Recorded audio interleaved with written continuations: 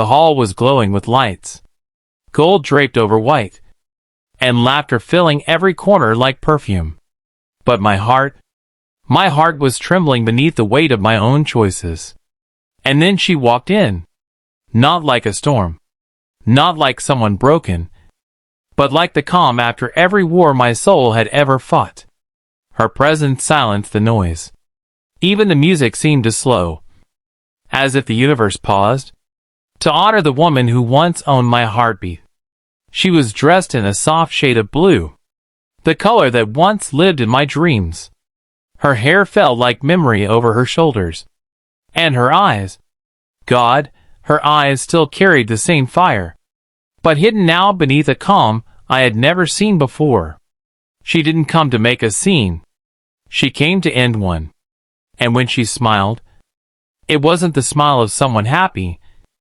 It was the smile of someone strong enough to let go. Everyone thought she was just a guest. No one knew that every step she took echoed through the ruins of a love story. Only the two of us remembered. She stood there, watching me hold another woman's hand, the hand she used to dream of holding forever. Her smile didn't waver, but I saw it, the flicker, the moment her soul cracked quietly. Behind her calm expression, our eyes met once. 1 second, and 1,000 lifetimes passed between us. She didn't look away. Neither did I. Because how do you look away from the only person who ever saw you completely? She raised her glass, a silent toast to my future, to the love that could never be hers. And in that single gesture, she buried what was left of us, with grace so royal, it made my bride's smile look small. Every laugh she gave that night felt like a bandage over her own heart. Every step she took closer was a test of strength the world would never see. She congratulated me, her voice steady, her tone soft, her words polished like poetry. She'd practiced 1,000 times to make sure they didn't tremble. And when she said, "You look happy," I knew she was lying. But I also knew she was doing it for me. Her kindness cut deeper than any anger ever could, because anger would have made it easier. But forgiveness made it unbearable. She turned to leave, and for a moment, I wanted to stop her, to tell her that every laugh that left my lips tonight belonged to her once, to tell her that I was proud of her strength, ashamed of my weakness. But my throat betrayed me, just like my heart had. So I just watched her walk away, one last time, not as a lover, not even as a friend, but as a queen, who chose dignity over desire. And as the door closed behind her, a piece of my world went silent forever, because she didn't just leave the wedding, she left our story. Crescent Moon and I realized then, some goodbyes don't echo in words. They echo in the quiet grace of someone who still smiles, even when it breaks her soul. The night grew softer. Music wrapped around the room like a dream that wasn't mine. Every laugh, every cheer, it sounded like celebration. But inside, it felt like punishment. And there she was, standing at the edge of the hall, a soft shadow against all the golden lights. Smiling so I wouldn't fall apart. She knew. She had always known. The way I looked at her that night wasn't of a man who had moved on, but of one who was trying too hard to pretend. And she, in her silence, saved me once again, the same way she always did. She could have cried. She could have left. She could have burned my name to ashes in front of everyone. But she didn't. Because love, real love, it never seeks revenge. It only seeks peace, even if that peace hurts. She smiled, and that smile was heavier than 1,000 tears. It was her final gift to me, the permission to live without her, and the blessing to do it with grace. When she came closer, I could smell the same perfume, jasmine and rain, the scent of our memories. And it hit me all at once. I had built a new life. But her ghost still lived in every heartbeat. "Congratulations," she said. 2 words.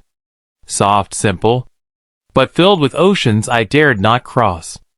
I wanted to reply, but my lips betrayed me.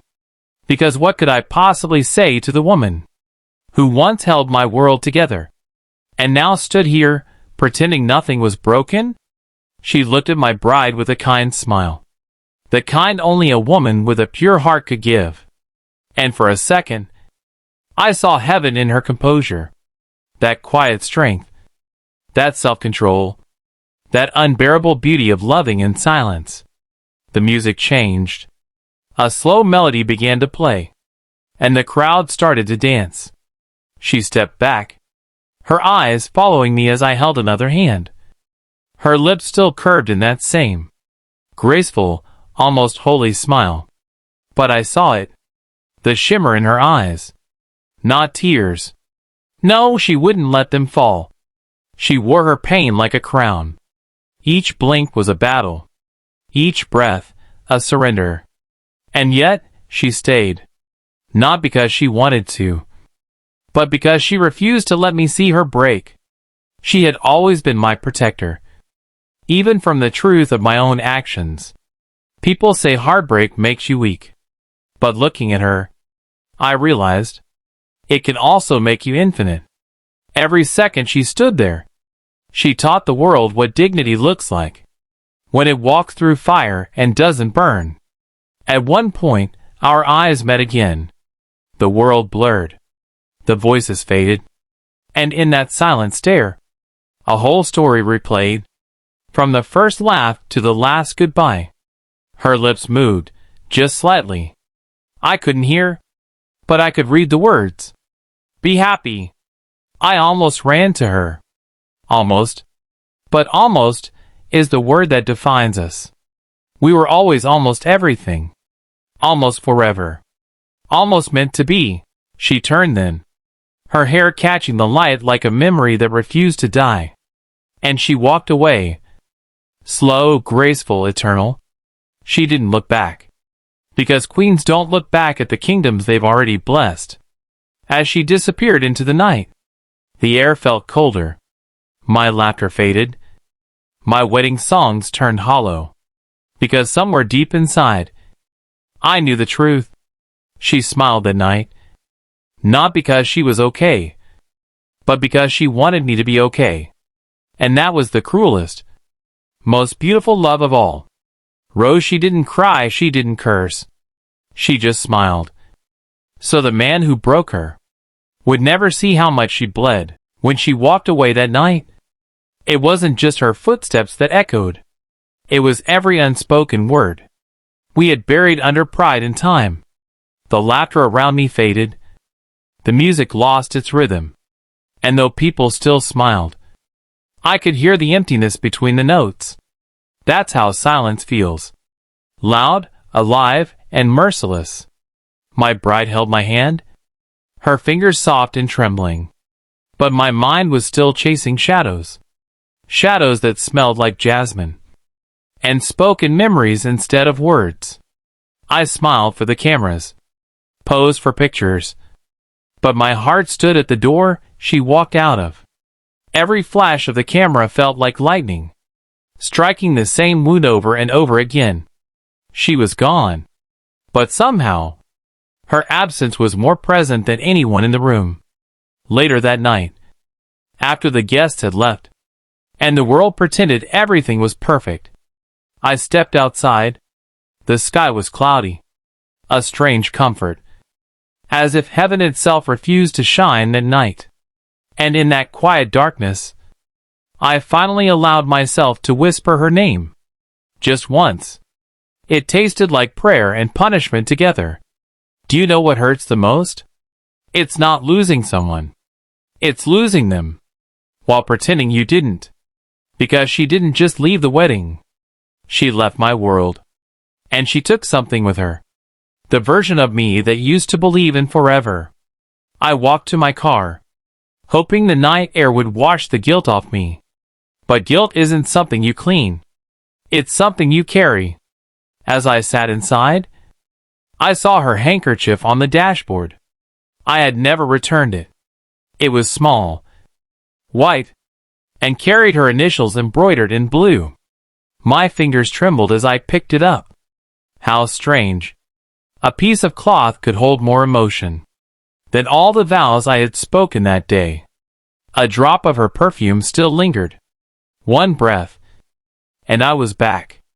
Back to the days of secret smiles, late-night calls, and promises we both knew we couldn't keep. I remember the day I broke her heart. She didn't scream. She didn't beg. She just looked at me with that quiet disbelief that only someone who truly loved you can show. That look has haunted me ever since. Even now, as a husband to another, that look still follows me. In mirrors, in dreams, in the pauses between words. People think silence means peace. But I learned that night, silence can be the loudest cry. Because her silence said everything. I loved you enough to let you go. It's cruel, isn't it?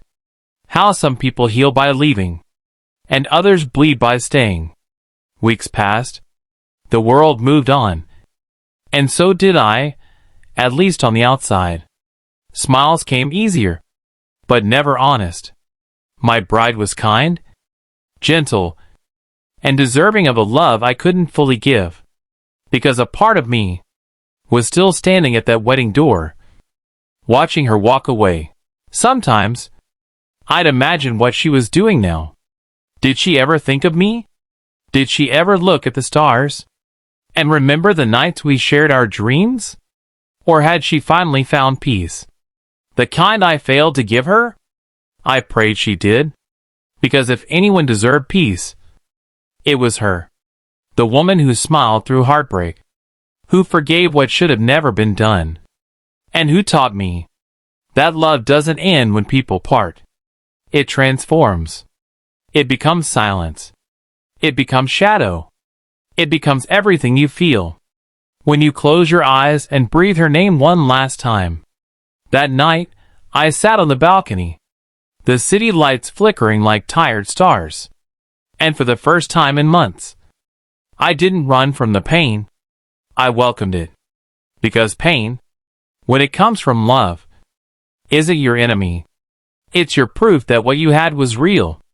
I whispered into the wind, hoping somehow it would reach her. You were right to smile that day. You were right to walk away. Because if you hadn't, I would have never known what losing something pure truly feels like. The wind was silent. But in that silence, I felt her presence. Not as a ghost, but as peace. And maybe that's how love ends. Not in flames. Not in hate. But in a quiet acceptance. That some souls are meant to meet. Not to stay. Rose she left without a word. But her silence became my lifetime echo. Years passed.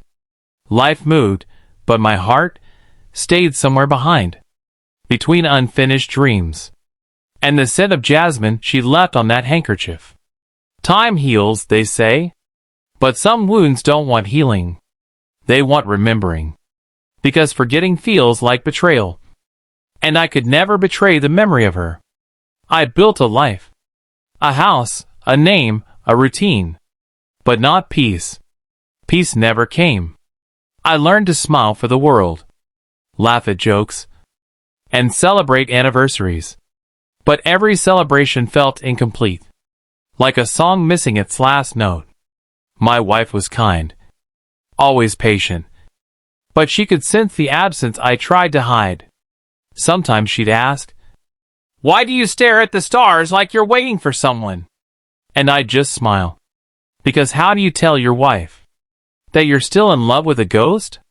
Then one evening, years later, fate played its cruelest trick. It was a charity event, crowded with faces and smiles I didn't recognize. And then, in a moment that stopped time itself, there she was. Her. The woman I'd once promised forever. The woman who had walked away with my silence. standing across the hall, in a simple white dress, as if time had bowed to her grace and refused to touch her. My chest tightened. My heart forgot how to beat. It was like seeing a photograph come alive, familiar yet unreachable. She turned, and our eyes met. For a second, the world disappeared. The noise faded. The lights dimmed. And it was just her and me. Two souls standing at the edge of what could have been. Her eyes held everything. Memories, pain, forgiveness, peace. And maybe love too. Not the burning kind we once shared, but a softer one. Mature, distant, eternal. She smiled. A polite smile. The kind you give to an old memory. But my heart wasn't ready for politeness. It ached for everything we didn't say. We walked toward each other. Slowly. As if afraid the moment would vanish if we moved too fast. "Hi," she said. Just one word. But her voice. It still had that same calm. The same warmth I used to find home in. "Hi," I whispered back. My throat felt heavy. My chest empty. For a moment, neither of us spoke. Silence again. Our old companion.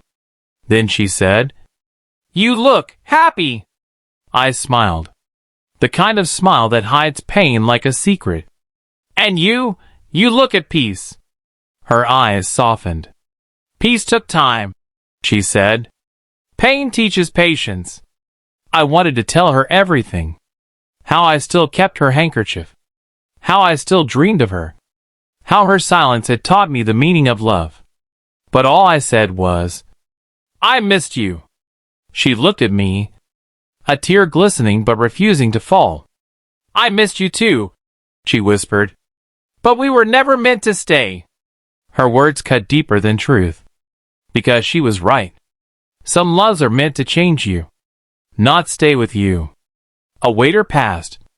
The lights flickered. And the moment, like every beautiful thing, began to fade. We talked, briefly, about life, about families, about time. Her laughter had changed. Softer, wiser. Mine hadn't. Still pretending. When she mentioned her husband, my heart stung. Not from jealousy, but from reality. The truth had finally caught up with us. But I was glad she was loved. Because if anyone deserved love, it was the woman who had once forgiven my lies and walked away with grace instead of anger. As the evening ended, she stood to leave. I wanted to stop her, again. But I had already learned that love doesn't always mean holding on. Sometimes it means letting go, properly this time. She smiled, and for the last time, our eyes met. "Take care," she said. Her voice was calm, not like a goodbye, but like closure.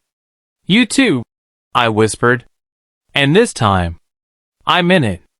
She turned and walked away, and I didn't follow. I just stood there, watching her fade into the crowd. Like a sunset I wasn't meant to chase anymore. That night, I sat alone again. Same silence, same stars, same ache. But this time, the silence felt different. Not as punishment, but as peace.